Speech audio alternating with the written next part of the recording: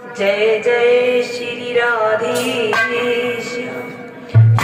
बोलो जय माता दी।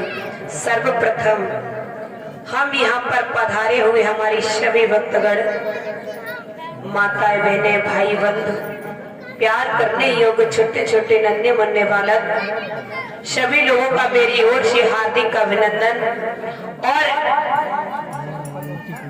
सभी लोगों का सत सत स्वागत नमन करती हूँ। सभी लोगों को मेरी ओर से प्रेम भरा राधे राधे। बोलिए राधे रानी की।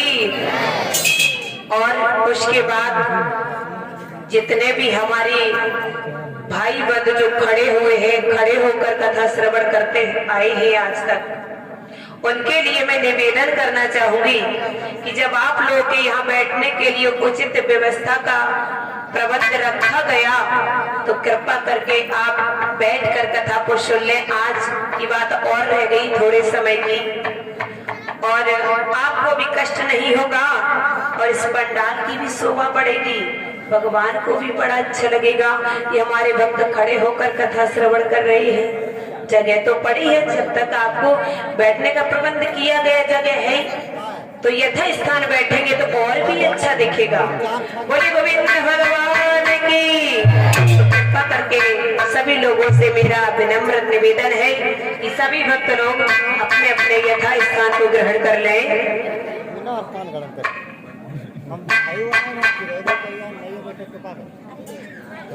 और शांति का सहयोग देंगे। चलते हैं माँ के दरवाजे पर मन को लेकर के।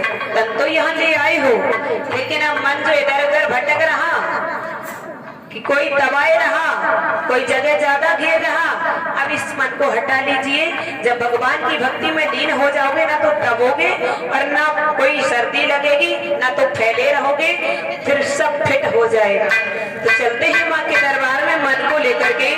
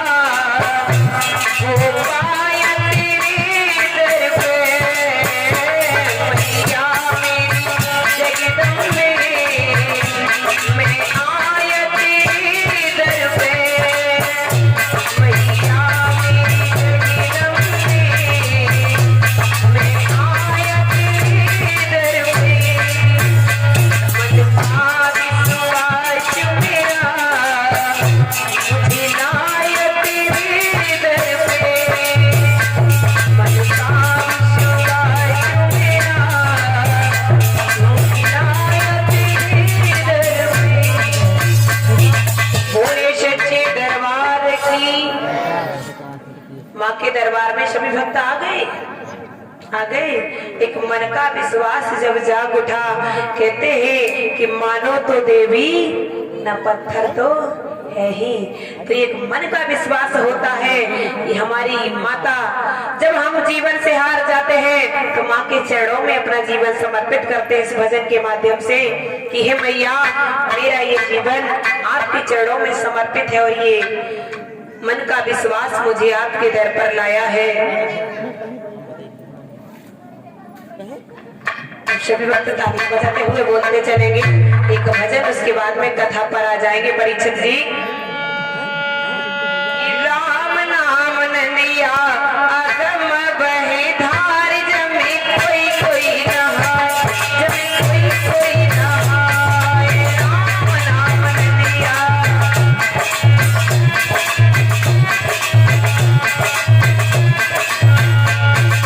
कौन है? राम नाम नदिया, यही जो आपके संकीर्तन चल रही है, नदी बह रही है भगवान के राम नाम के नाम की। पर कौन कौन नहा ले, ये अपना अपना सौभाग्य समझे।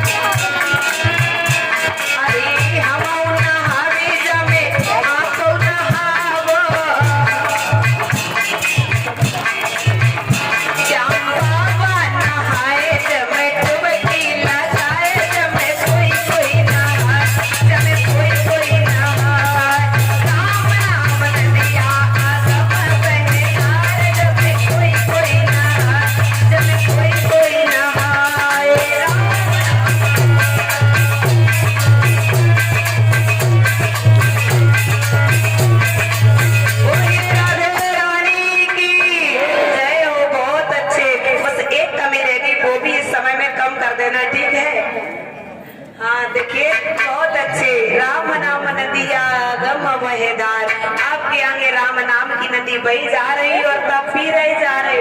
नहाना ना भूलना, प्रेम से बोलो राधे राधे। अब इधर आ जाएंगे अपनी कथा की तरफ परीक्षित जी।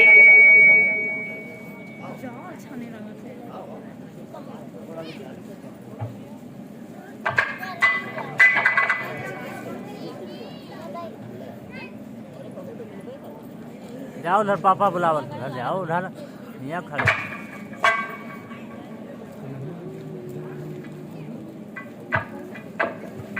हाँ मोबाइल है काहे मोबाइल फोटो ले, फोटो तो आज ही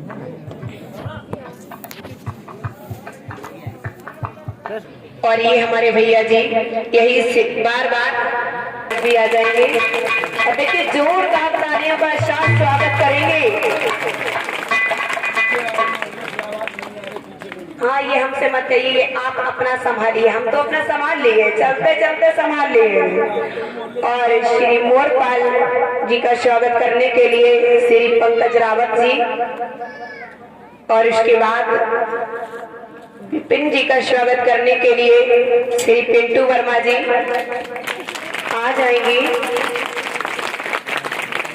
और इसके बाद अजय कुमार भैया का स्वागत करने के लिए शेष कुमार भैया जी आ जाएंगे। उठो उठो। और रोहन तो भाई सो ही चुके हैं, उन्हें बड़ा इंतजार था जब से खबर मिली, उनका टाइम बढ़ता जा रहा था लेकिन समय आने पर सो गए। बड़ी जल्दी थी, चलिए हम वहां पर पहुंचेंगे।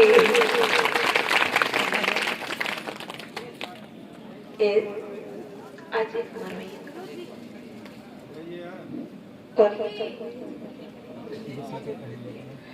और ये भाई अब रोहन तो सो गए, लेकिन श्री कल्लू रावत भैया जी, पंकज कुमार, इसमें रोहन का लिखा है, कल्लू रावत। हाँ पंकज का इधर लिखा, ये भैया का लिखा। श्री मोरपाल भैया जी का स्वागत करेंगे श्री पंकज कुमार रावत जी। अरे भाई तालियां जो बंद कर देते हो।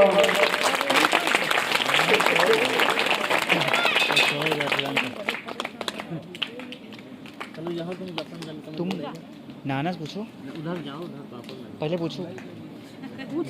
बोलिए गोविंद भगवान की, ऐसे दान दाताओं की। हाँ धीरे हो गई आवाज। आप भी किसी दान दाता से कम नहीं हो भक्तों, ऐसा नहीं होता। सब पुण्य होता, सब फल होता। आप यहाँ आए हो, ये मेरा सौभाग्य बड़ा, ये कौन थोड़ा है, बहुत है। आप लोगों से ही सब कुछ मिला है मुझे। मामा बोलो अपना फोन। मामा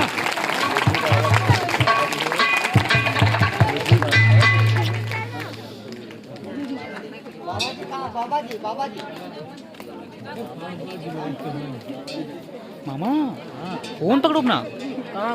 ये रिकॉर्डिंग तुम चला के रहो। बंद करो यार।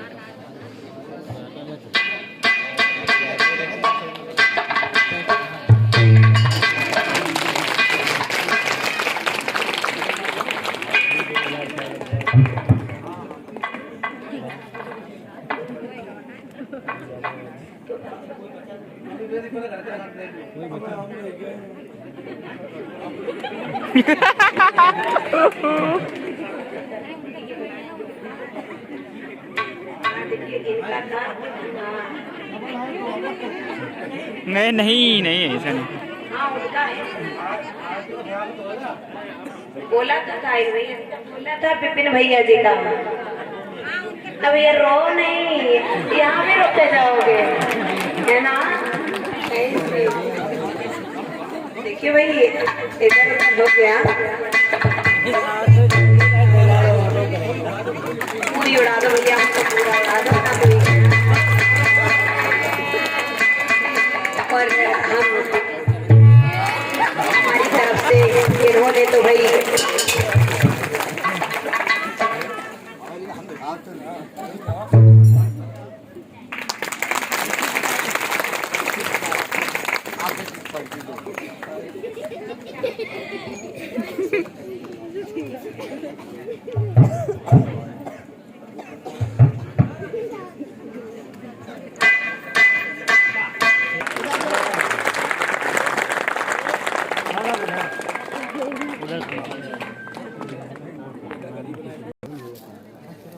जय श्री राधे। बोलिए गोविंद भगवान की।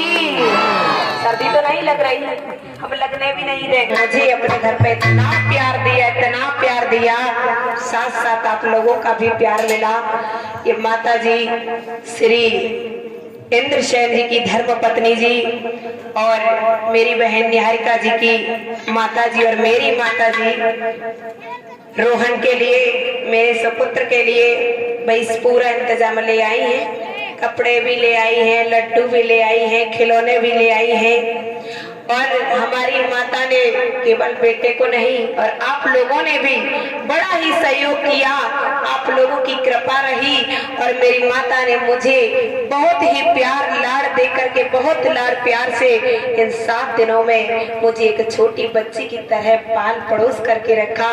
हम क्या कहें यहाँ के भक्तों के लिए, हमारे मन की बात हम कह भी नहीं पा रहे कि कितना प्यार मिला मुझे आप लोगों से, ये बस हम ही जाने। बहुत अच्छे लोग हैं, शायद ही है कि मुझे और कहीं ऐसे लोग मिल पाएंगे। लगता है आप लोगों को कि हम जाएंगे तो भूल जाएंगे। भक्तों कितनी भी जगह चले जाए, ऐसा कभी नहीं होता कि लोग किसी को भूल जाए। इतना जरूर होता कि वक्त ना मिलने से मुलाकात तो नहीं हो पाती है, लेकिन वो यादें कभी भुलाई नहीं जाती। कन्हैया मथुरा में तो चले गए थे, लेकिन वो वहाँ के कार्यों में व्यस्त थे। भक्तों ऐसा नहीं था कि उन्होंने गोपिकाओं के प्रेम को भुला दिया हो। प्रेम कभी भुलाया नहीं जा सकता, चाहे कुछ भी हो जाए। पर ऐसे ही होता है, हम लोगों को भी लगता है आपको, लेकिन मजबूरियां बिछड़न कर देती हैं। पर अगर माता रानी चाहेंगी तो फिर मुलाकात हो जाएगी। बोले गोविंद भगवान की। प्रेम से बोलो। आज तो कहना न पड़े, भाई बंधुओं से, माताओं बहनों से जब भी संकीर्तन हो तो ज्यादा ना सही थोड़ी देर के लिए वहीं खड़े होकर के पर झूम जरूर देना। क्यों मेरे एक लाल सा लगी चली जाएगी, सब कुछ प्यार दे ही दिया। अब हम जो भी मेरे शब्दों से बस 2 लाइनें आ रही है, मैं उन्हीं को समर्पित करती हूँ अपने भक्त जनों के प्रति। और हम अपने भाई श्री सुरेश चंद्र वर्मा जी के लिए 2 लाइनें कहना चाहूंगी कि स्वागती है सती सती बार और दिखाया प्यार नहीं भूली।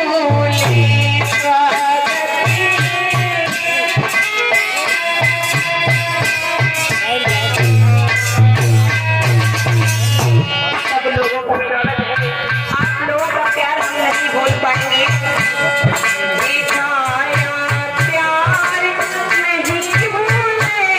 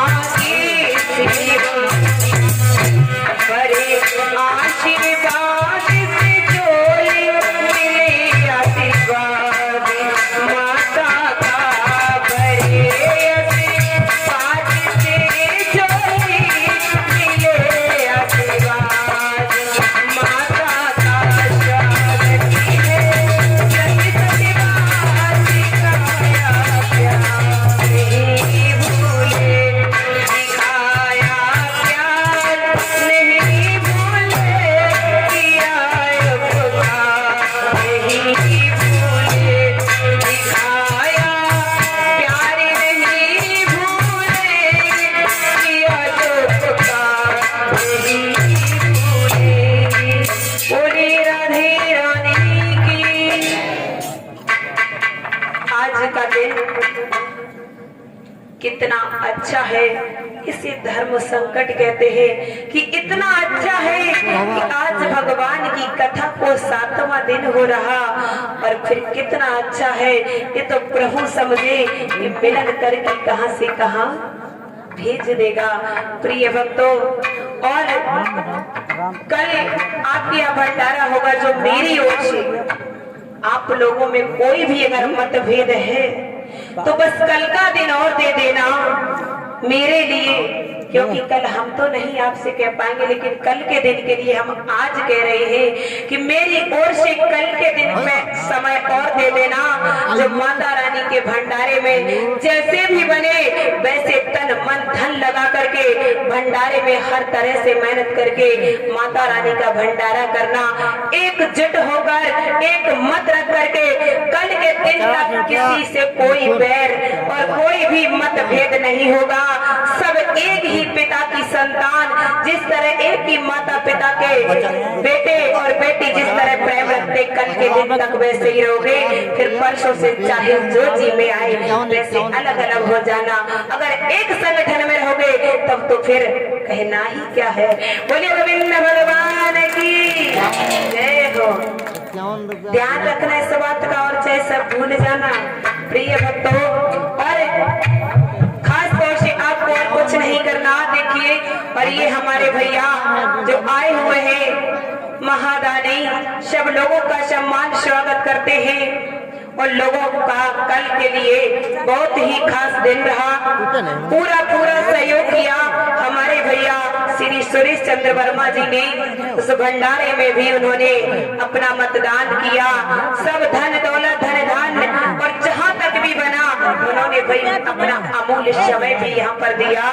तो हम तो चाहेंगे हमारे भैया धन्य धन हो और सदा ही उनकी इसी तरह तरक्की होती रहे और आप लोगों को भी भगवान हमेशा ऐसे ही अच्छे रास्ते पर ले जाए जो आप ये हर वर्ष ऐसा माता रानी के दरबार में यज्ञ कराते रहो। हम तो यही कह के जा रहे हैं। बोलिए गोविंद भगवान की जय हो। महाराज परीक्षित, अब इधर क्या होता है कि जब सत्यजित का भाई प्रसेन लौट कर नहीं आया तो सत्यजित ने विचार कर लिया कि अच्छा, वो मणि को लेकर जब हम द्वारिका में पहुंचे तो सबके मन ललचा रहे थे कि ये मणि मेरे कन्हैया के पास होती इनको शोभा नहीं देती। लेकिन कन्हैया ने कहा कि नहीं, ये उसने मेहनत करके अपनी तपस्या करके उस मणि को प्राप्त किया, उस पर किसी का अधिकार नहीं है। चाहे वो जरासंध रखे या दान में दे दे, उस पर मेरा कोई अधिकार नहीं। तो भक्तों, प्रसेन के बात में सत्यजित के मन में वही विचार आया, क्योंकि मणि प्रसेन को दे दी थी कि शायद उस वक्त तो मैंने मणि नहीं दी, लेकिन मेरे भाई प्रसेन को उसी ने मार करके कन्हैया ने और उस मणि को ले लिया। ऐसा विचार किया तो मन ही मन में आज घुटता जा रहा। एक बार सत्यजित की पत्नी बोली कि हे स्वामी, आप दिन प्रतिदिन उदास रहने लगे, इसका कारण क्या है? तो नारी ने पूछा, लेकिन सत्यजित के मन में विचार आया कि नारी हर तरह से भी कैसे भी सही हो, लेकिन ये कलंक जरूर लगा रहता है नारी पर। ये कलंक आज तक किसी ने नहीं धो पाया कि उसके पेट में कभी बात ठहरती ही नहीं है। जब ऐसा विचार किया कि नहीं, ये बात बताना ठीक नहीं, वक्त तो ये तो सभी को पता है कि बाहर बेईमानी वाला काम नहीं रहा ये तो सबका जितने विचार किया पता लेके फिर रहे हमारे धरान लिखा जब रह गए चार सिम रखे हो सब भले नाराज हो गई। यहाँ कुछ कहिए हे स्वामी, 17 जितने कहा कि रहने दीजिए, ये सब बातें बताना आपको ठीक नहीं। तो उसी समय 17 की पत्नी बोली, महाराज फिर तो मुझे आपकी अर्धांगिनी भी कहने का कोई अधिकार नहीं है। जब मुझे इतना भी हक नहीं है कि मैं आपके मन की बात को जानूं, तो फिर मुझे अर्धांगिनी ही बेकार का नाम दे दिया। 17 ने कहा कि मैं बता तो दे रहा हूँ, लेकिन ये बात कहीं नहीं फैलनी चाहिए। अब वो क्या बोली कि आपकी बात कभी और कहीं फैली है महाराज? जो आपने आज तक मुझे बात बताई वो मैंने कहीं और कही नहीं। तो बताया है आज 17 ने कि हे प्रिय, जो मणि मेरे पास थी वो मैंने प्रसेन को दे दी, जिसे कन्हैया ने मेरे भाई का वध कर दिया और उस मणि को ले लिया। अब तो भाई उसकी नींद हराम हो गई। बताओ, जिन्हें सारा संसार भगवान कहता है और वो इतने बेकार है, इतने लालची है, ऐसा कहने लगे। करते करते उसे भक्तों नींद नहीं आई, और जब नींद नहीं आई सुबह हो भी नहीं पाया, रात को ठीक 15 मिनट पर पहुंच गई। कब आए सहेली और कब हम बताएं। और जैसे सहेली आई, अरे बहना कि हाँ आज बड़े अंधेरे आ गई हो। अरे अंधेरे क्या बहना, कुछ बात कहे, किसी से कहोगी तो नहीं? अरे जी तुम बेकार की बातें करते, कब हमारी तुम्हारी इतनी बातें है, कब वो बाहर गई हो। यहाँ वो तो है, वो तो सही बात है, लेकिन पता है ओए बाबा नंद का छोरा कन्हैया कृष्णचंद्र जो द्वारिका में भगवान बना बैठा है, या पता है उसने मेरे कृष्ण को मारकर बड़े को ले लिया। लाल राजा बहन बड़ी गजब की बात, इतने बेकार कि हाँ मेरे पर कही हो ना उसे नाम का उसे नहीं कही। ऐसे बातें हुए थे और अपने अपने भैया अब क्या बात पेट की वो निकल गई। झटपट घड़ा उठाई और घर पे चली आई, और उनने एक ने तो घड़ा भीतर नहीं धरो और बाहर ही धर के बच की गई पड़ोस से घरे। जी का खाती काहेगो बेचकिया पी सती थी, सो छोड़े दई उठ के आई भज के काहेगो आई जी का इस बड़ा सवेरे कब नहीं आई, आज सवेरे ही आई गई। बिनाई बे 17 जिंदगी भैया फिर से सो बिन्नी माटारी द्वारिका बेटे कन्हैया उन्ने और बड़ी ले गई। हाय भैया बुरो अब तो भैया काना ही कानन में ऐसी काना उसी में आपको बात भक्तों समझ लो। अब वो एक बात पूरी जनता में फैल गई धीरे धीरे कि अच्छा कन्हैया ऐसे भी हैं। इसीलिए कहा गया कि इनको हर भेद ना बताना चाहिए। जब भगवान के एक दूत ने ये खबर सुनी कि कन्हैया ने सत्यजित के भाई प्रसेन का वध कर दिया और मणि को ले लिया, तो उसी समय ये खबर पा करके पूरे सबको ये खबर हो गई। और ये ध्यान रखना, अगर आपके घर में कैसी भी कोई बात चुपके से हो तो वो बहुत जल्दी बाहर जाती है, तेज वाली कम जाएगी। अगर तेज तेज बात करोगे तो कोई काम छोड़कर नहीं सुनेगा कि कर रहे होंगे कोई बात है, और धीरे से खड़े होकर 2 लोग और 3 लोग घर के आपस में बात करने लगे तो काम छोड़ देंगी, दीवार से चपक के जनका बोले चुप ही रही, तो जरूर कुछ चुपके की बात हो रही है, करती है। और भगवान के पास में पहुंचे हैं, भगवान के दरबारी बोले कि हे भगवान चेत जाइए, आपको पता नहीं इस जनता में कौन सी बुरी हवा चल रही है। कि बोला भगवान चेतिएगा और जनता की हवा दूसरी है, और टुकी पानी लगा करी सुनिएगा क्या प्रजा खुशी कहती है। टुकी पानी लगा करी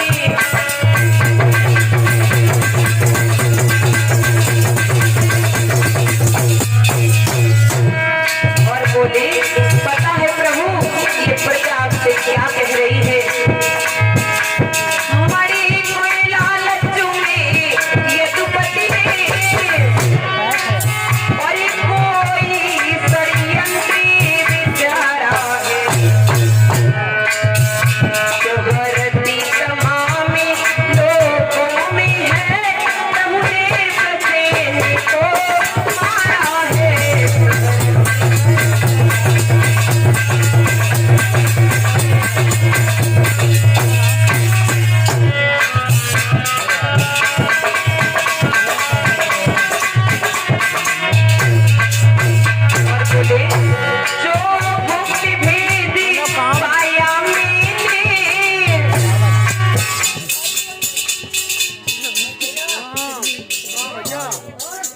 तार हाल का तार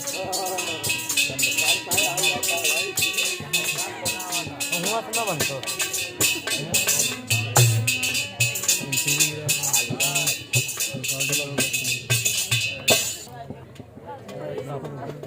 और ये हमारे भैया पंडाल से बाहर है तो, लेकिन आप यहाँ से भगवान के भजन से बाहर नहीं हो। भगवान की नजर सभी के पास है। प्रेम से बोलो राधे राधे, बोलिए गोविंद भगवान की जय। जो आज हम परेशान भी कर लेंगे तो कल को हम सुनने को नहीं रहेंगे, और अब तक परेशान करते तो भाई न जाने कौन क्या कहता, बिटिया बहुत परेशान करती, अब कुछ भी कहना, पर हम इतना जानते हैं बड़े प्रेम से रखा, प्रेम से बोले है ना, तो इसीलिए हम आज तो कह के ही रहेंगे, है ना। अच्छा फिर बाद में कहे भैया तक पढ़ के चलेंगे, ये आप तो करोगे।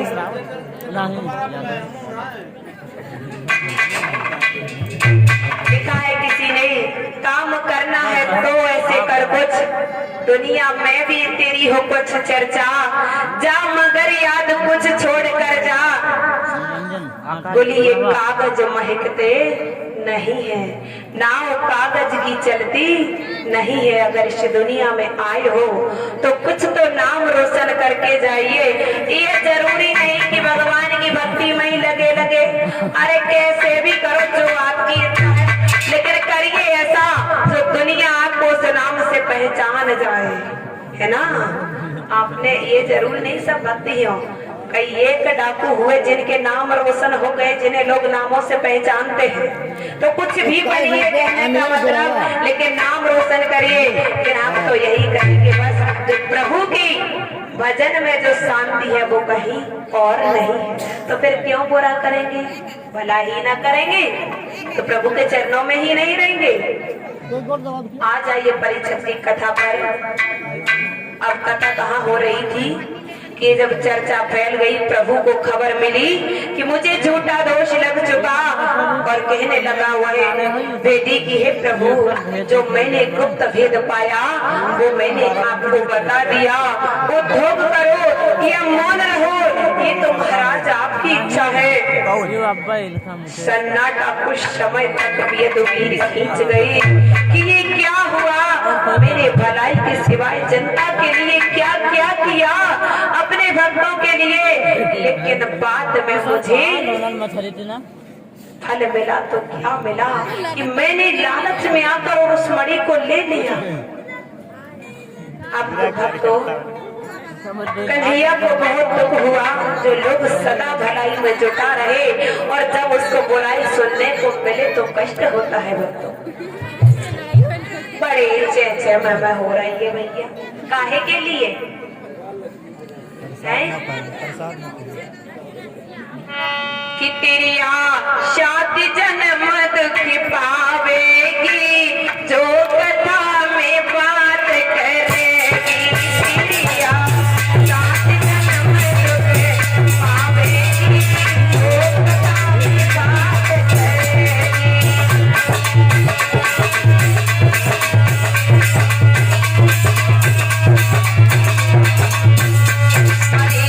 एक जन्म भी कोई मिलिए, एक जन्म कोई बिल्ली को मिलिए,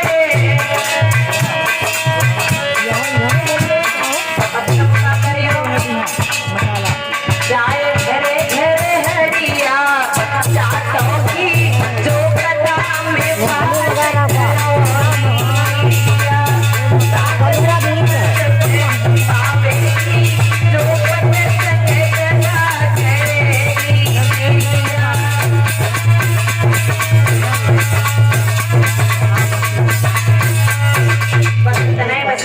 बात कौन से जन्म मिले, केवल कथा में बात करियो तो कथा से बच जा, फिर चाहे रोज बैठो और चाहे कहीं काम न करो बोले ही जा, है ना।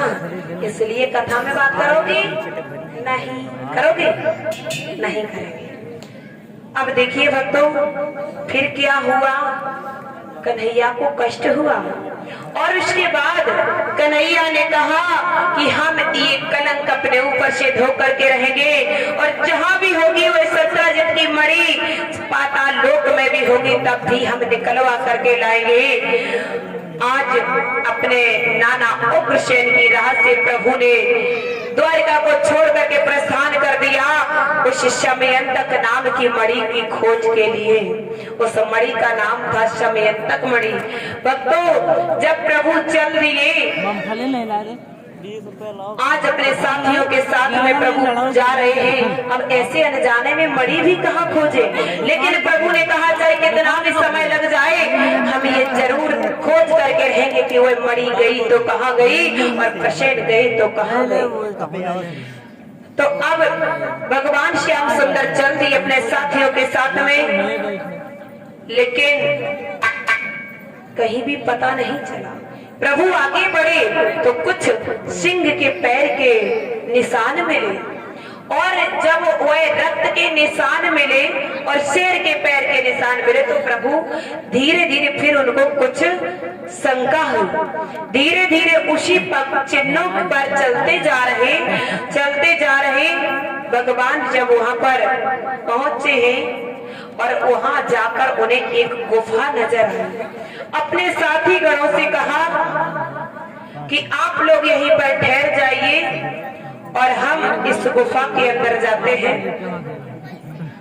15 दिन तक मेरा इंतजार करना यहाँ खड़े हुए गुफा के बाहर। 15 दिनों के बाद अगर ज्यादा दिन बीत जाए तो मेरी आस छोड़ देना और घर वापस लौट जाना। 15 दिन तक इंतजार कर लेना। प्रिय भक्तों, तो मोहन ने इस तरह से कहा, 15 दिन का समय दिया। अब इधर यो कह करके उसी गुफा में भगवान श्याम सुंदर पहुंच गए। जिस जगह से उस गुफा में इतना प्रकाश हो रहा था, इतना प्रकाश तेज था, वह जो शमयंतक मणि थी वह उसी गुफा में थी। भगवान श्याम सुंदर समझ गए कि ये शेर के पग चिन्हों के निशान है और यहाँ खून भी पड़ा हुआ है। इसका मतलब प्रसेन को शेर खा गया। अब प्रसेन को अब जो हो गया वो तो हो गया। प्रसेन को भी इसी तरह जाना था और मुझ पर भी ये कलंक लगना था। आज जब गुफा में पहुंचे मणि का प्रकाश ही प्रकाश है, लेकिन वो मणि है कहाँ? उस गुफा में एक पालना है, पालना में एक ललना पड़ी हुई है बेटी, और उसी पालने में वह मणि लगी हुई है। जैसे ही कन्हैया पहुंचे तो वह कन्या एकाएक चीख उठी, रोने लगी। ये दाव गया, वो दाव गया, मुक्का खाया तो सिमट गई। और वही जामवंत की वह कन्या थी, जामवंत वहाँ थे। जामवंत से प्रभु की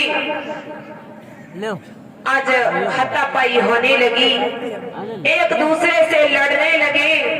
अंत में क्या हुआ कि जामवंत अलग दूर खड़े हो गए।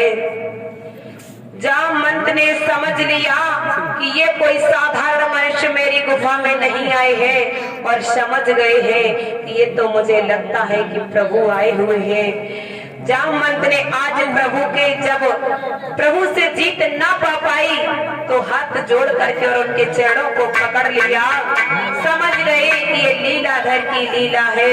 वही चरण पकड़ करके गिर पड़े और करुणा करके कहने लगे हैं कि हे प्रभु, हे भगवान, जैसे भाव से आपने मुझे दर्शन दिए और इस मणि की काज को दिया है, त्यों ही मेरी एक आशा पूर्ण कीजिए हे प्रभु। हे यदुकुल के सिरताज प्रभु, वो त्रेता का गर्भ वचन अब इस दास को याद आ गया कि जब लड़ते लड़ते मुझे वीर नहीं मिल पाए मेरी भुजाओं में, अभी भी बल भड़क रहा था, तब आपने कहा था कि जाइए, हम अब की बार में जब आएंगे तब आपसे युद्ध करेंगे। आज वही बात हो गई। हम समझ गए कि त्रेता का गर्भ वचन निभाने के लिए इस दास के पास आप आए हो। मालूम हुआ कि गर्भाहारी का उस दिन का गर्भ आपने आज घटा दिया। हे राजन, आज कहने लगे हैं कन्हैया ही राजन वही पति है जो त्रेता में रणबाके थे, वृद्धावस्था होने पर भी योद्धा थे, बहुत लड़ाके थे। ये राघव के सेनापतियों में उनकी ही थाक समाई थी जब लड़ाई हुई थी तब, और उस राम और रावण रण में खासी वीरता इन्हीं ने दिखाई थी उस त्रेता युग में। दिन ब दिन महाभट ने डट करके लाखों ही वट संघारे से उस युद्ध में ना खूनी खूनी हाथों से हाथी से निश्चर मार दिए थे। 21 रुपए कि विजयी पा गई जिस समय रामचंद्र अवधेश, जामवंती को उस समय हुआ माही अवनीश। जब रावण और राम का युद्ध हुआ था तो ये जामवंत ने अपनी प्रथम भूमिका निभाई थी योद्धागिरी में। जब विजय पा गए थे राम तो राघव बोले थे जामवंत से धन्य हो, तुमने अच्छा पौरुष दिखलाया, दरअसल तुम्हारे ही द्वारा ये समय विजय का आया है। मैं क्या था, एक तपस्वी था, बिरहा की आय भरता था मैं अपनी सीता के लिए। रावण सा बलि मारता क्या जो आपने, जो आप ही मर रहा था। जामवंत बोले भगवान इस कदर सिधाई लेते हो, कर्ता कारण होने पर भी जो आप है, करता आप ही, भरता आप ही, जीवन देने वाले आप ही और लेने वाले आप ही। तो इतनी बड़ाई भक्त को क्यों दे रही हो? कृपा ये तुम्हारी रही जो सब कुछ संभव हो गया, किंतु लेकिन सब कुछ अच्छा हो गया भगवान। केवल एक बात रह गई कि अभी भी ये मेरी भुजाएं शांत नहीं हो पाई, मुझे लड़ने के लिए और भी वीर चाहिए। प्रभु ने कहा था कि अब नहीं, अब तो युद्ध यही समाप्त हो रहा, अब जाओ, आगे वह समय आ रहा है और हम आएंगे और तब आपकी भुजाओं की खुजलियों को मिटाएंगे। वही समय आ गया उस गुफा में, प्रभु की लीला पूरी होनी थी। ये तो सब बहाने थे और भगवान का, श्री कृष्ण का युद्ध हुआ, जो भुजाओं की खुजली मिट गई। उस समय जामवंत कहने लगे कि हे प्रभु, अब मेरी जो ये कन्या है जामवंती, आप उसको मैं आपको दे रहा हूँ, इसको सौंप रहा हूँ। प्रिय भक्तों, जामवंती का विवाह कर देते हैं, जामवंत कन्या को दे देते हैं और दान में वह मणि भी दे देते हैं। प्रभु इधर लेकर के आते सत्यजित के पास में पहुंचे, उस मणि को लेकर सत्यजित को दे दिया और उसके बाद में सारा हाल प्रसेन का बता दिया। तो उसी समय सत्यजित शर्मिंदा होता कि मैंने भगवान के ऊपर कौन सा लांछन लगा दिया। अब तो वह नीचे नजर किए खड़ा हुआ था सत्यजित, कहने लगा कि अब मैं किस तरह से अपना सर ऊंचा करें, कैसे कन्हैया के सामने हम दिखाएं। इस तरह से बार बार पछताने लगा। कन्हैया ने कहा कोई बात नहीं, आप अपनी मणि के लीजिए, आप ही इसके अधिकारी हैं और कोई नहीं। इस तरह से भगवान श्याम सुंदर के प्रिय भक्तों 16,108 विवाह होते हैं। कोई लोग प्रश्न उठा देते हैं कि इतनी रानियां थी भगवान श्याम सुंदर, इतने के पति थे। प्रिय भक्तों, पति वही नहीं केवल होता जो 7 फेरे ले लिया करते हैं। पति किसे कहते हैं? जो हमारी हर तरह से रक्षा करे। हमारा सारा जीवन पति को दे दिया जाता है, माता पिता पति के हाथ में सौंप देते हैं, तो हमारा जीवन रक्षक, हमारे जो कुछ भी भगवान है तो हमारे पति देव ही, क्योंकि हमें सारा जीवन उन्हीं के चरणों में बिताना है। इसलिए ये 7 फेरों वाले पति हैं। केवल यही नहीं, और पति जानते हैं राष्ट्र पति होते हैं जो पूरे राष्ट्र की सेवा करते हैं। तो भगवान श्याम सुंदर ने यही कहा था कि जब नारियों को एक राजा ने कैद करके रख लिया था और उनका व्यापार किया करता था, तो कन्हैया ने उन नारियों को उस जेल से मुक्ति दिलाई और उस समय ये कहा कि आज से आपको घबराने की कोई जरूरत नहीं, मैं हूँ आपका पति। यानी कि रक्षा करने वाला जो होता है वही पति होता है, एक राष्ट्रपति होता है। ऐसे कई एक पति होते हैं जो अपने अपने कर्तव्य को, अपने अपने फर्ज को पूरा किया करते हैं, लेकिन हम लोगों के लिए ये 7 फेरे वाले पति, पति ही परमेश्वर है, पति ही सब कुछ है, चाहे जैसा हो। किसी ने लिखा है भला है बुरा है जैसा भी है वो मेरा पति मेरे लिए देवता है। ये बात सत्य है, कभी भूलनी नहीं चाहिए। प्रेम से बोलो राधे राधे। तो इसी तरह कन्हैया पति बने हैं। और जैसे जो यहाँ हवन करवाते या यज्ञ करते हैं वो कौन हो जाते? यज्ञ पति हो जाते हैं। ऐसे कई एक होते हैं। भक्तों समय कम है, कथा बहुत है। अब इस तरह से प्रभु ने अपने उस कलंक को धो डाला और इसके बाद में आप लोग आगे की कथा को सुनेंगे। उससे पहले एक भजन बोलेंगे।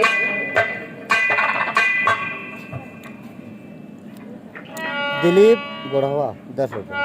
कि पहले तो सोचा नहीं और तू कर बदिकारी, ये भी तूने जाना नहीं तेरा क्या होगा अंजाम।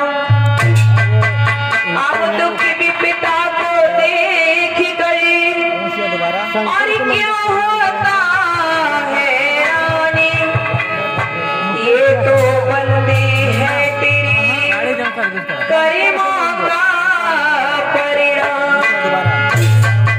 कहते हैं कि दुख में सुमरन सब करे और सुख में करे न कोई, और जो सुख में सुमरन करे तो दुख काई होगी। पहले तो कुछ नहीं सोचा, और भगवान की याद कब कब आती है पता है? भगवान की याद ऐसे सहज नहीं आती जब तक आपको कष्ट नहीं मिलता। जब कष्ट मिला तो भगवान के सहारे नैया डाल देते हैं। ये प्रभु तू ही केवनहार है, और ये दुख ना होता तो प्रभु को कौन मनाता, कौन जानता, है ना? तो कहा है किसी ने, जमा तो करके अगर दिल किसी का, अगर दिल किसी का जो दुखाया न होता तो शायद मौका तेरे दिल पे आया न होता, तो शायद मौका तेरे दिल पे आया न होता।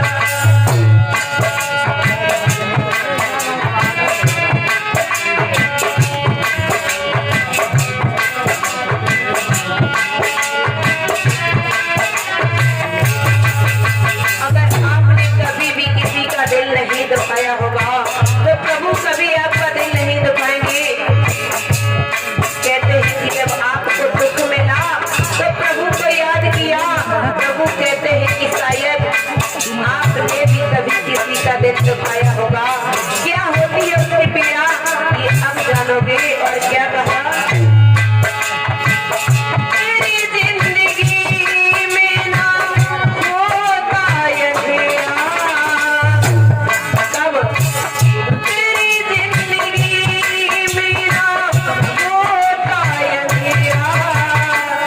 अगर दिया किसी का बुझाया न होता, दिया किसी का बुझाया न होता।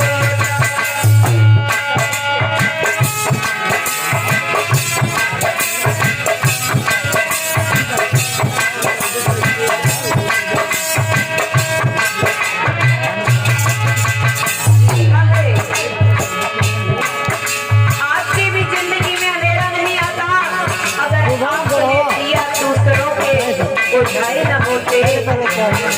भावनाएं आज भी बहुत मिलती है देखने को। पड़ोसी पड़ोसी को देखकर बहुत जलन पैदा करता है जब पड़ोसी बढ़ता है, लेकिन ये भूल जाते हो अगर दूसरे के घरों का दिया बुझाओगे तो पहले आपका बुझ जाएगा। इसलिए सोचिए कि अगर ये इतना बढ़ गए तो ऐसा काम करिए, मेहनत करिए जो आप उनसे भी आगे हो जाएंगे। और बताया होता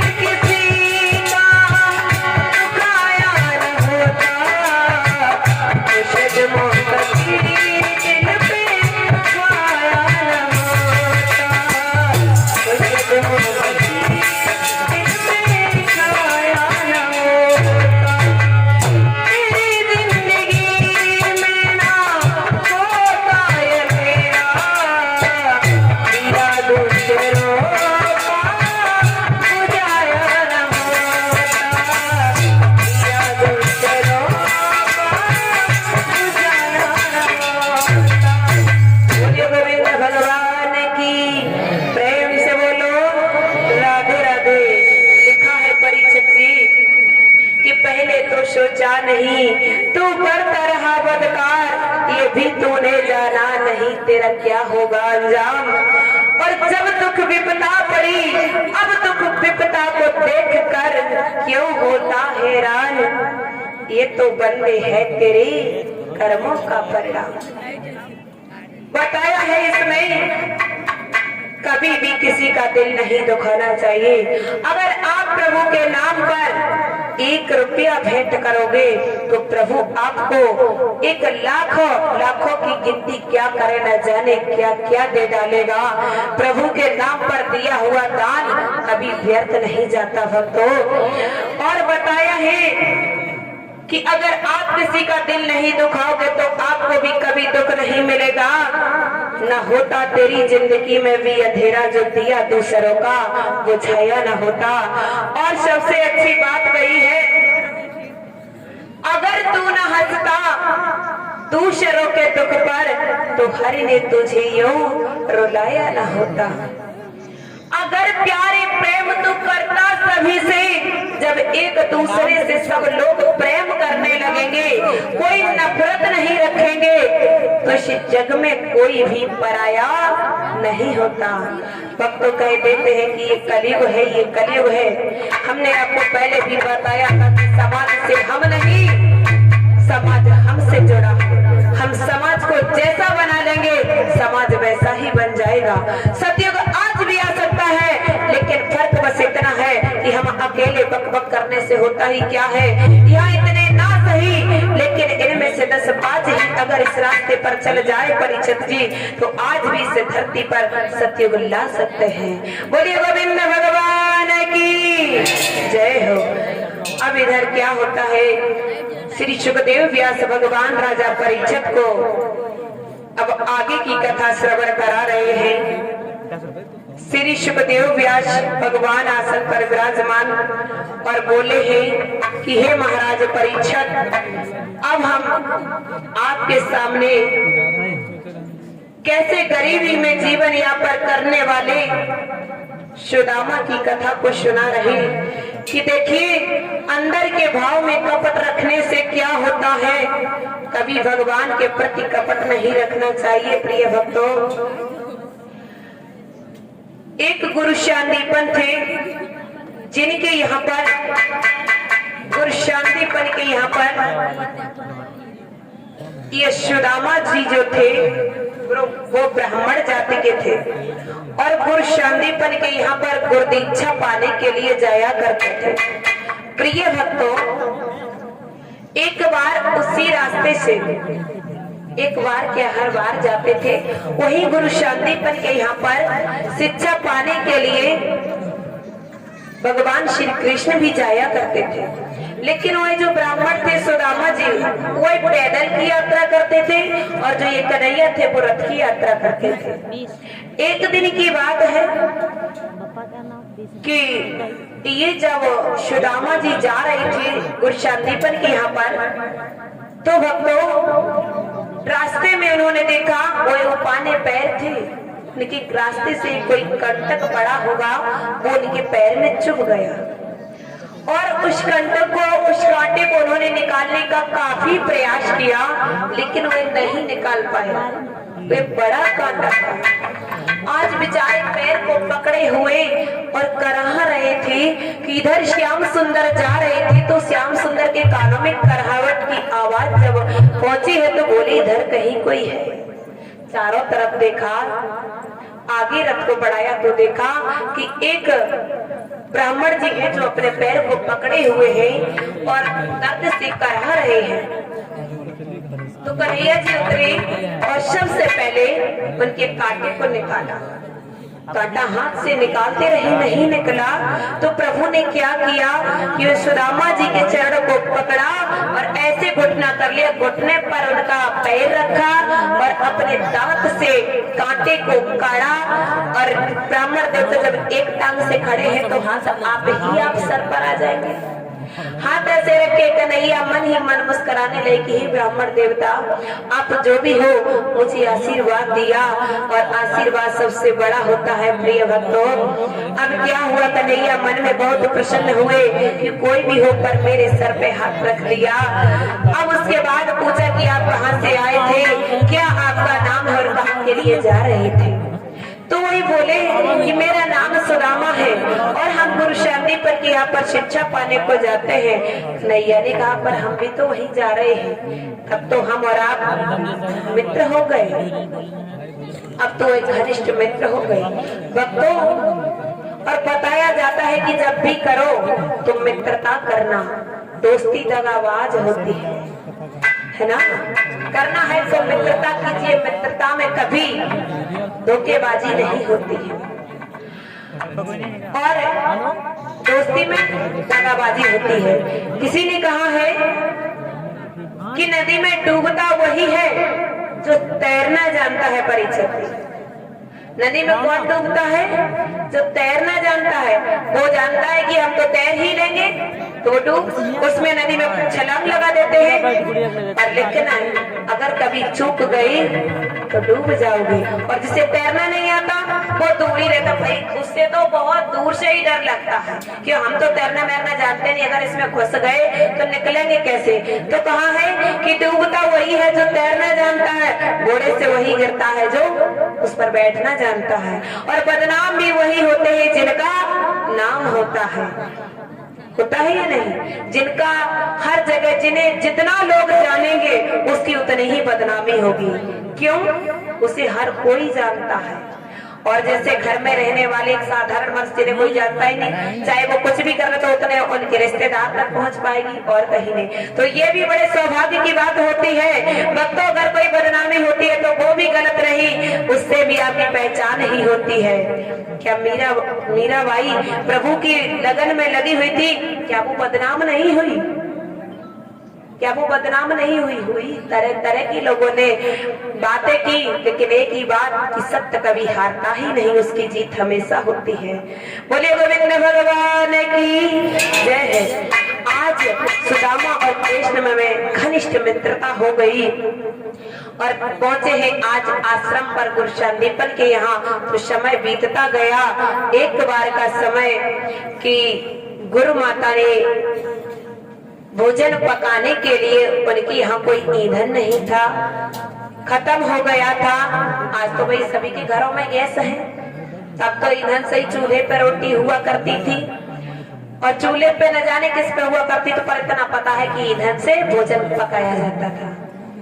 तो गुरु माता आई और गुरु माता ने कहा अपने पतिदेव से कि हे महाराज, आज घर में कुछ ईंधन नहीं है।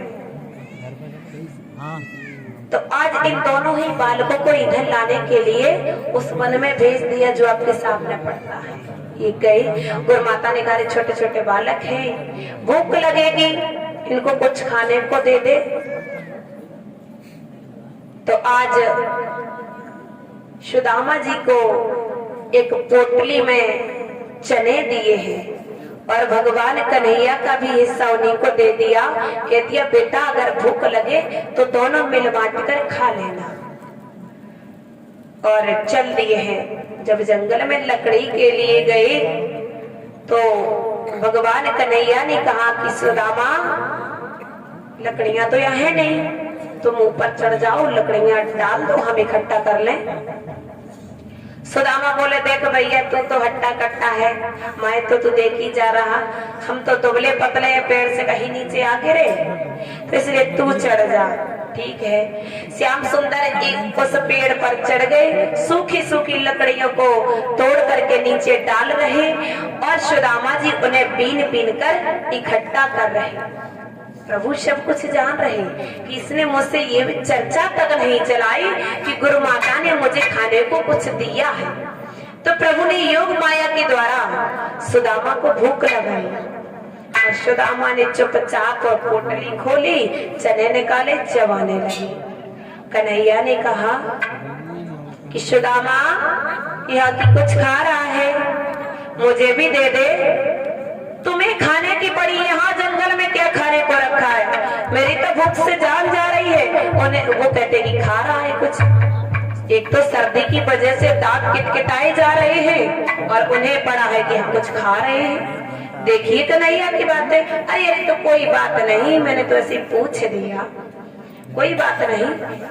तो वही सुदामा ने अपने हिस्से का जो चने थे वो चबा गए और कन्हैया के हिस्से के रखे हैं। तो वही कपट तो पहले ही उत्पन्न हो चुका, तभी तो वो रख लिए, न कह देते कि लीजिए आपके लिए भी भेजा है गुरु माता ने। कन्हैया ने फिर से भूख लगाई और सुदामा फिर से चने चबाने लगा। अब किसके हिस्से के? कन्हैया के हिस्से के। कन्हैया ने भाई अपनी तरफ से कहा, क्योंकि ये तो नहीं कहेगा, चलो हम ही पूछ लेते, शायद ये दे दे मेरा हिस्सा। कन्हैया ने कहा कि हे सुदामा क्या खा रहे हो? मुझे बहुत ही भूख लगी है, कुछ है नहीं, मुझे भी दे दो। सुदामा ने कहा कि बार बार वही बात, जब हम बताए जा रहे हैं हम सर्दी की वजह से हमारे दांत बज रहे हैं, हम क्या यह खाएंगे? अच्छा चलो कोई बात नहीं। प्रभु मुस्कुराने लगे कि वाह सुदामा। अब लकड़ियों को लेकर के घर आ जाते वक्त शिक्षा पूर्ण हुई। जब शिक्षा पूर्ण हुई तो अपने गुरुदेव जी को गुरुदक्षिणा को दे करके अपने अपने धाम के लिए चल दिए। और जब अपने अपने धाम को चले गए तो अपने अपने कर्म सामने आने लगे। लिखा है किसी ने कि इस बात को झूठ नहीं मानना चाहिए, कर्म ही प्रधान कहलाता है।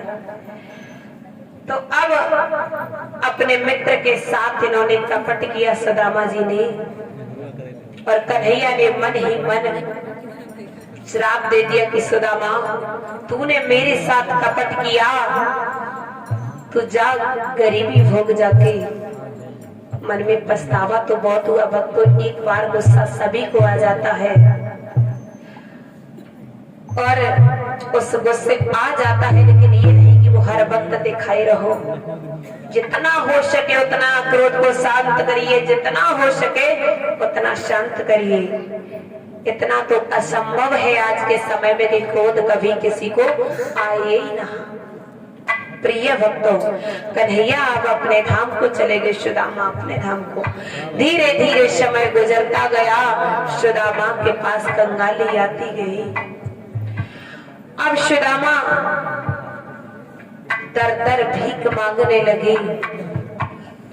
इधर कन्हैया सोच रहे, देख रहे कि हे सुदामा तू कैसा मेरा मित्र है, दर दर तू भीख मांग रहा, यहाँ शठरस व्यंजन हम पा रहे, लेकिन तू अभी तक मेरे दरवाजे नहीं आ रहा। कन्हैया को कष्ट हुआ और कहने लगे ये कैसे, हम क्या करें इसके लिए, इसने मुझे याद नहीं किया। बड़ा कष्ट हुआ मित्र के नाते। और सुदामा की एक पत्नी थी जिसका नाम था सुशीला। अब वह बेचारी सुशीला भी मन में विचार करती है कि हे विधाता, कौन से ऐसे मैंने कर्म किए कि जिस दिन से मैं इस घर में आई हूँ, जिस दिन से दुल्हन बन करके आई हूँ, उस दिन से भरपेट भोजन नहीं पाया, कभी हम अपना पूरा शरीर ढककर नहीं सो पाए। हे विधाता, कैसी तेरी परीक्षा है। आज वह सुशीला रोती है, प्रभु मुझे इतना दुख क्यों दे रहे हो। और बोली अपने पति से कि हे स्वामी, कि हम तुमने भीगे मांगते ही और सारा जीवन काटा है हम।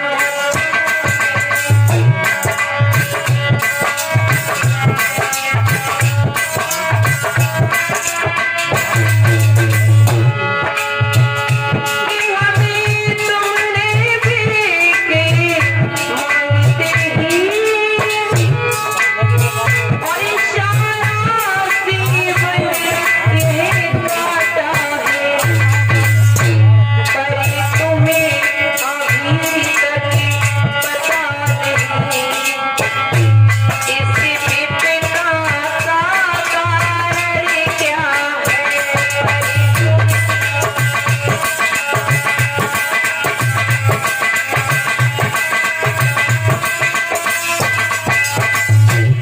सुशीला रो रही है। प्रिय भक्त सुदामा जी घर से निकल गए भीख मांगने को।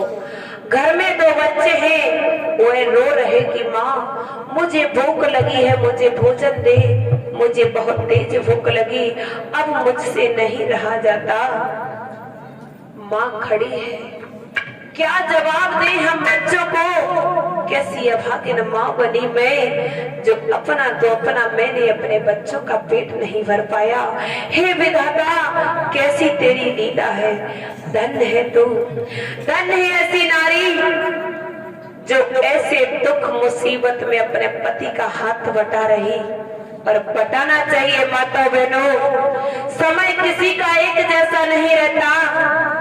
ये बहुत गलत बात है, जब पति पर विपदा आ गई तो झोला उठाई और मायके पहुंच रही। न कुछ करते न कुछ धरते, हम क्या करें? नहीं, जिसके सहारे से हम आए हैं, अगर हम उसके नीचे उसी के दहली पर अगर हम मेरे प्राण भी निकल जाए तब भी धन्य ही होगी, चाहे दुख में जाओ चाहे सुख में जाओ। लेकिन सुशीला जैसे ही कर्तव्य निभाने चाहिए हर नारी को, आज सुशीला रो रही है। सुदामा जी घर पे नहीं है। बच्चे अंदर जाते, टोकरी को देखा कि एक आध कौरा भी नहीं है, रोटी तो छोड़िए। बच्चे भूख से तड़पे जा रही, उन्हें क्या पता गरीबी और अमीरी। एक इस बाह को पकड़ रहा, एक इस बाह को पकड़ रहा। मैया सुशीला को चबाने लगे बालक कि हे मैया मुझे भूख लगी, मुझे खाना दे दे। सुशीला के नेत्रों में आंसू आ गए। हे विधाता, इतना कष्ट तो क्यों दे रहा? आज सुशीला जाने, सुशीला का दिल जाने कि आज वो कितना बुरा लगता है। भक्तों, माँ बाप सो जाए भूखे कोई बुरा नहीं होता, लेकिन जब बच्चा भूख से व्याकुल तड़पता हो, सामने जिसका कोई उपाय न हो, उसके माँ बाप के हृदय पर, उसके माँ बाप के छाती पर हाथ रखी क्या गुजरती होगी। कैसे कैसे बच्चों को पाला जाता है, कैसे कैसे उनकी परवरिश की जाती है।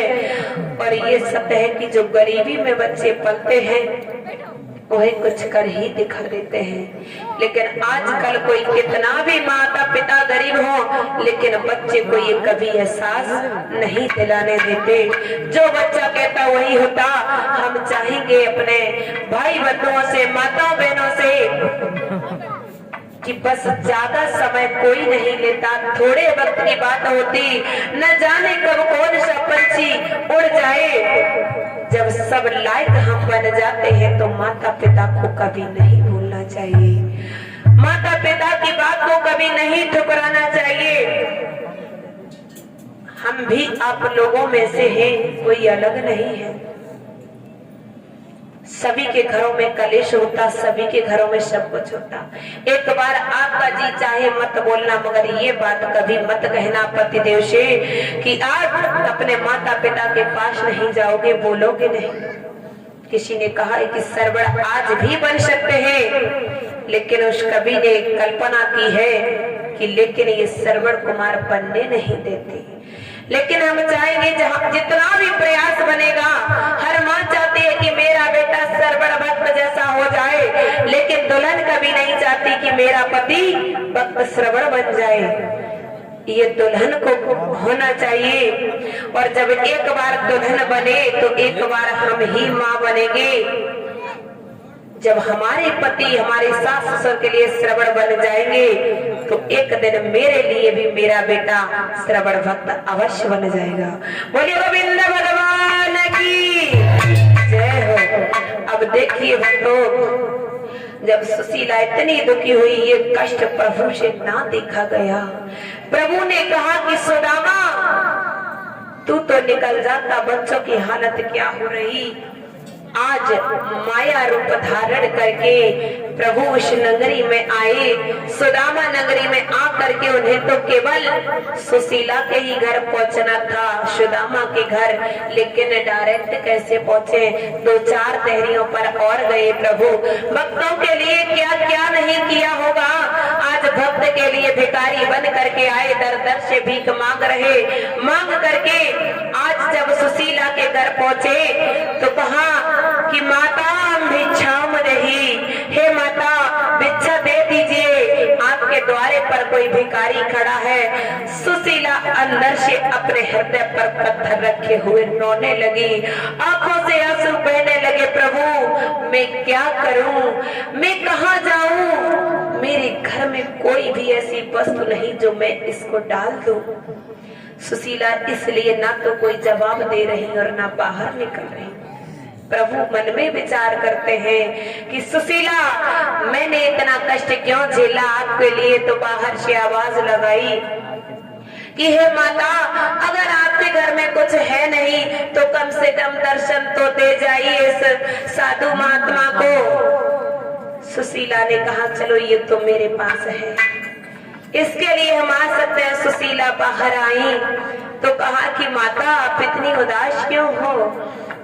सुशीला कुछ नहीं बोलती। प्रभु ने सारा वृत्तांत बताया कि क्या आपको पता नहीं, अगर आपके पास कोई कष्ट है तो द्वारिकाधीश भगवान है जो सभी कष्टों का निवारण करते हैं, क्यों नहीं अपने पति देव को भेज देती हो? पर आपके तो वो आपके पति के खास मित्र हैं, तो आपको इतना कष्ट क्यों होना चाहिए?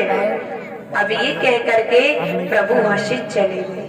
सुशीला ने आज अपने पति जब घर पर आए तो पूछा कि हे स्वामी, आपने कभी मुझसे ये जिक्र नहीं किया, आपने भगवान श्री कृष्ण चंद्र से चोरी की थी, कपट किया था, हम उसकी सजा भोग रहे हैं, तो क्यों नहीं उन्हीं के चरणों में चल करके और माफी को मांग ले, जिससे हमारे ये कंगाली दूर हो जाए, श्राप से मुझे मुक्ति मिल जाए हे स्वामी। सुदामा ने कहा किसने बता दिया तुम्हें? नहीं सुशीला, हम अब कन्हैया के पास नहीं जा सकते, मैंने उसके साथ कपट किया, ये सत्य है, उसी का ये फल है, लेकिन हम उसके पास जाएंगे, क्या लेकर जाएंगे? मेरे पास तो कुछ भी नहीं है। लेकिन सुशीला समझाने लगी स्वामी कि चले जो द्वारिका जाओ।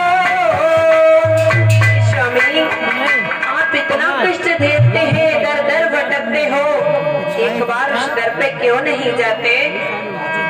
चले जो द्वारिका जाओ, जहाँ घनश्याम रहते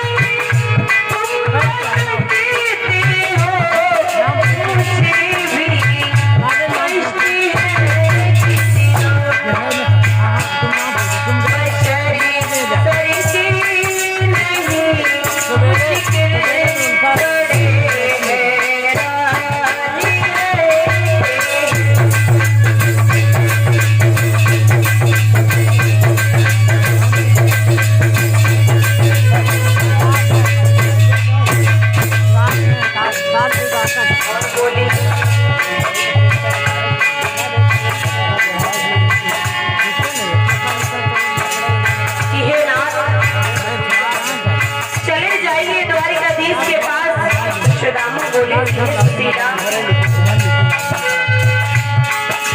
चला जाऊंगी कैसे सुशीला चला जाऊं तुम्हें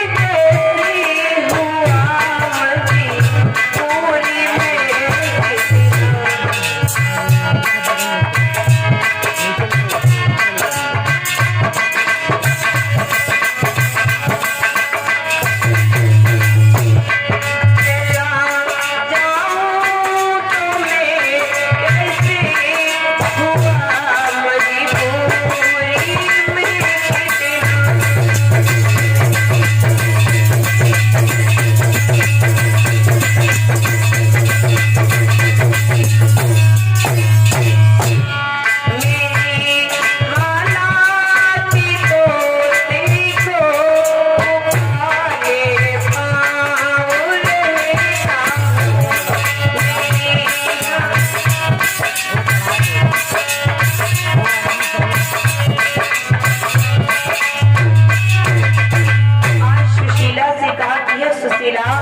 मैं कैसे चला जाऊं, मेरी हालात तो देखो, मैं तो अपनी गुजर कर रहा उपाने पाँव रहते हो। सुशीला ने कहा कि हे स्वामी, जब हम रोज मांगते हैं तो एक दिन नहीं खाएंगे, वही कन्हैया के लिए ले जाना। तो आज प्रिय भक्तों, सुशीला एक अपनी पड़ोसी बहन के पास में पहुंची और ये तो सभी भक्त जानते हैं कि जो देता है वो पहले लेने की सोच लेता है कि हम इससे ये वापस कैसे लेंगे, तब कोई देता है तब कोई नहीं। सुशीला जब तंदुर मांगने को पहुंची कि हे बहन, अगर तेरे घर थोड़े चावल हो तो मुझे दे दे, कहने लगी कि हमारे घर यहाँ कुछ नहीं है। एक दिन हो जाए, 2 दिन हो जाए, पहले जो ले गई, कल ले गई, परसों ले गई, वो अभी तक दे नहीं पाए, अब हम फिर और दे दे, यहाँ कुछ नहीं है। दूसरे घर पहुंची कि हे बहन, अगर तुम्हारे घर थोड़े चावल हो तो दे दो। कोई भी वही कराने लगी, यहाँ कुछ नहीं है, कौन देगा तुम्हें रोज रोज, एक दिन की तो बात है नहीं जो कोई तुम्हारी समस्या हल कर दे, यहाँ कुछ नहीं है, चली जाओ यहाँ से। आज गरीबी की ये हालत है, जो इतने वचन सब रहे ना भला कौन सुनता। सुशीला वहां से भी रोती हुई चली आई कि प्रभु, बस इतना तो मेरी पूर्ति कर दे कि मुझे कहीं से थोड़े चावल मिल जाए, जो मैं उन प्रभु के तक अपने पति को पहुंचा सकूं। जब तीसरे घर पहुंची भक्तों, हर इंसान एक जैसा नहीं, तीसरी बहन से डराते हुए सकुचाते हुए ये मजबूरी या परिस्थिति है भक्तों, जो 2 बार दर से ठुकराई जाने के बाद भी बेचारी उसी रास्ते पर गई तीसरे घर।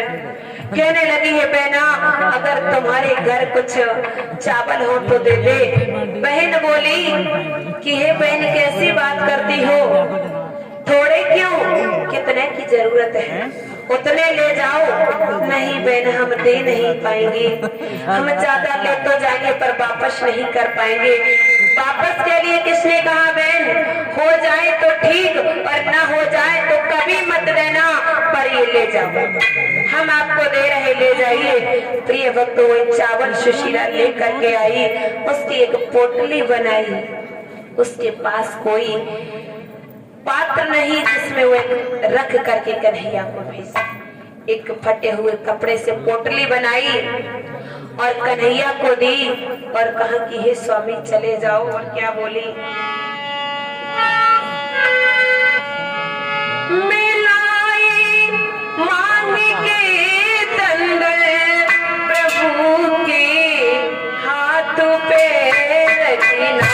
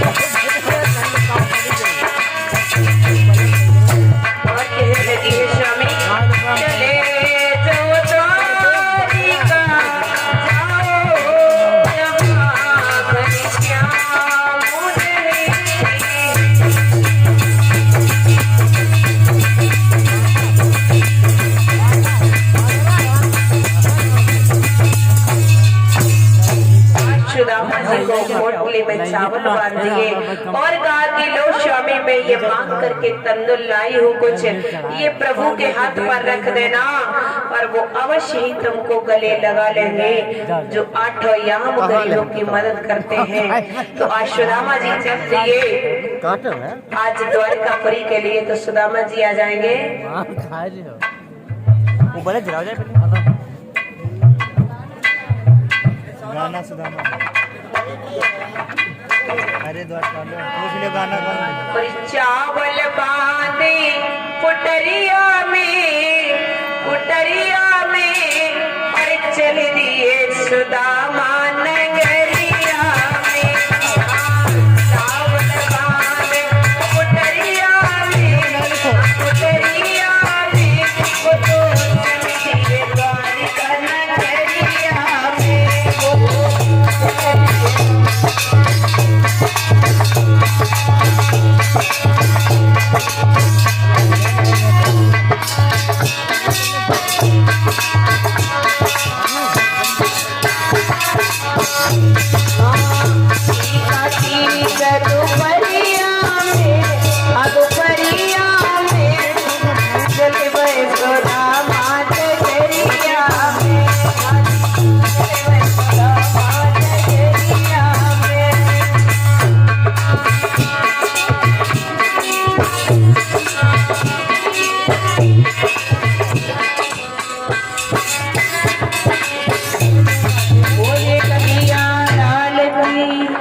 आज सुदामा जी चलते जा रहे हैं और इधर कन्हैया को सब खबर हुई कि सुदामा जी आ रहे हैं। सुदामा जी को रास्ते में नींद आई और वे सो गए। इधर कन्हैया ने उनको सोते हुए द्वारिकापुरी में पहुंचा दिया। जैसे ही ये जागे इतना सुंदर नगर निकट ही सुंदर नगरी देखी। बोलिए द्वारिकाधीश भगवान की जय हो।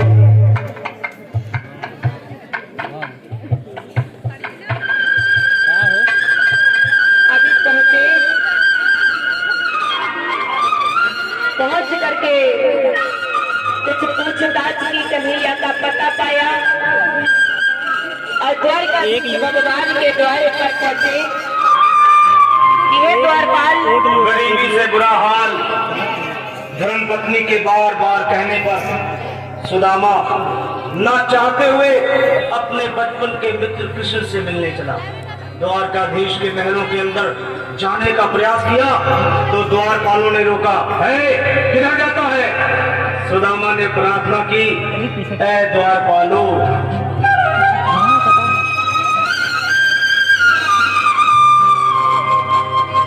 देखो देखो ये गरीबी का हाल, कृष्ण के दर पे विश्वास लेके आया हूँ। मेरे बचपन का यार है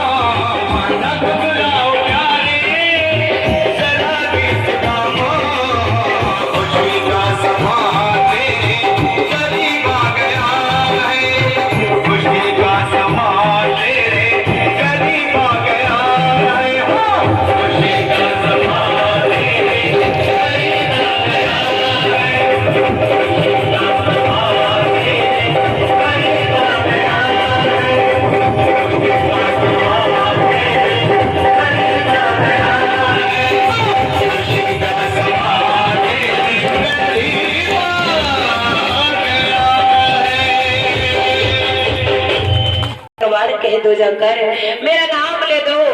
तो भक्तों कहा कि चलो देख ले, बहुत देर हो गई इसको। तो जैसे ही द्वारिकाधीश को खबर दी गई, सुदामा का नाम सुना, नंगे पैरों दौड़े चले आए, छाती से लिपटा लिया, अपने आसन पर बैठाए, चरण आंसुओं से उनके चरणों को धो लिया। कहा कि सुदामा तू इतने दिनों तक इतनी मुसीबत झेलता रहा, लेकिन कभी यह नहीं आया। अब उसके बाद में कन्हैया ने बिठाया और उनके चरण धोए, अच्छे अच्छे वस्त्र पहनाए, खाने के लिए अच्छे अच्छे भोजन खिलाए। और उसके बाद कन्हैया ने कहा कि भैया भाभी ने मेरे लिए क्या भेजा। और जब सुदामा ने उनकी द्वारिकापुरी इतनी सुंदर देखी तो उन्हें शर्म आने लगी कि हम चावल लेकर आए, इसके यहाँ तो कितने अच्छे भोजन मेरे लिए आए और हम चावल लेके आए, तो उन्हें शर्म महसूस हुई। लेकिन पहले बता चुके भगवान भाव के भूखे हैं, ये रूखे चावल के नहीं। तो कहा कि मेरे लिए क्या भेजा। अब देखिए सुदामा जी पोटली कहीं देख न जाए, ऐसे करने लगे, देख न जाए, कन्हैया कुछ नहीं, कन्हैया मेरे पास क्या है, कुछ नहीं। आज कन्हैया ने सोचा कि हे सुदामा तू यहाँ तक आ गया, तेरी हालत ये हो गई, लेकिन अब बात तेरी वही रही कपट की। फिर मुट्ठी भर करके जैसे खाया, उन चावलों के साथ क्या होता कि श्री कृष्ण जी के मित्र मिलने सुदामा जी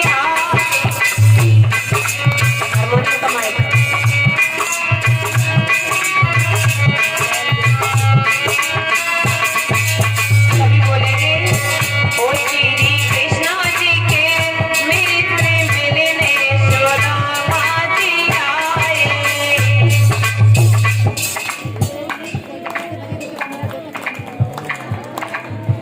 नींद आ रही है, नींद आ रही है।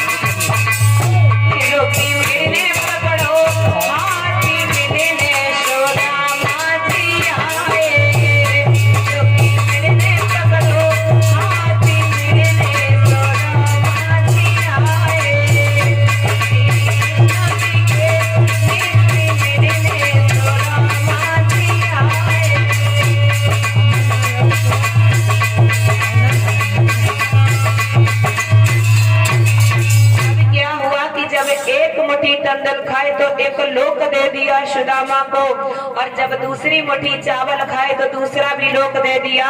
इसकी आवाज थोड़ी सही कर दो।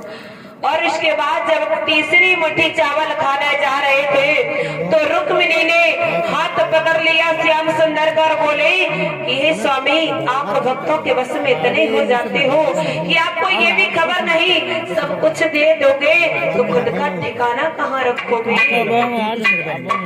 अब इस तरह से भाई गुप्त दान दिया, जो गुप्त दान सबसे बड़ा दान होता है भक्तों। कन्हैया ने गुप्त दान दिया सुदामा जी को। अब सुदामा जी को गुप्त दान दे करके अब चलने की बारी आई। चलने क्यों पड़ी है कि जितनी जल्दी चल रहे उतनी जल्दी देखे, पता नहीं कन्हैया क्या क्या मुझे देगा। इसलिए सुदामा जी बोले कि अच्छा कन्हैया चले, तो कन्हैया ने कहा रुकिए, चले जाना, फिर नहीं चलते हैं तो चलिए, अगर जाना है तो भाई जाइए। अच्छे अच्छे वस्त्र पहनाए, अच्छे अच्छे भोजन कराए, और भक्तों उन्होंने जो मुट्ठी चावल खाए तो उनमें 2 लोगों का राजा बना दिया सुदामा को। लेकिन ये सुदामा को पता ही नहीं क्योंकि ये गुप्त दान था। इधर रात ही सुदामा नगरी को बड़ा सुंदर बना दिया, द्वारिकाधीश जैसी नगरी बन गई। सुदामा इधर बैठे, कन्हैया हम चले। कन्हैया ने कहा जाओ। सुदामा ने आते आते विचार लगाए कि जब ये इतनी जो बैठी है ये कौन है भैया, कि बस ये सब आपकी भाभी है। इतनी भाभी, तब तो थोड़ा थोड़ा देनी तब भी मुझे बहुत मिल जाएगा। तो कन्हैया ने कहा ये खड़ी की खड़ी है और कोई कुछ दे नहीं रहा, कह रही चलो। कन्हैया ने आज सुदामा कहने लगे कि अच्छा कन्हैया हम चलते हैं। कन्हैया ने कहा कि चलो थोड़ी दूर के लिए ले गए।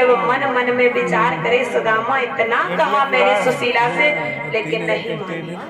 अब ले ली, बन गई रानी, मिल गया सब कुछ।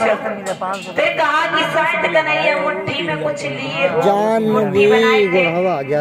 तो कहा अच्छा कन्हैया हम चलते हैं। और कन्हैया ने भी सब भावना वीडियो कहा कि हम मुट्ठी जब तक बंद करे रहेंगे तब तक ये चलते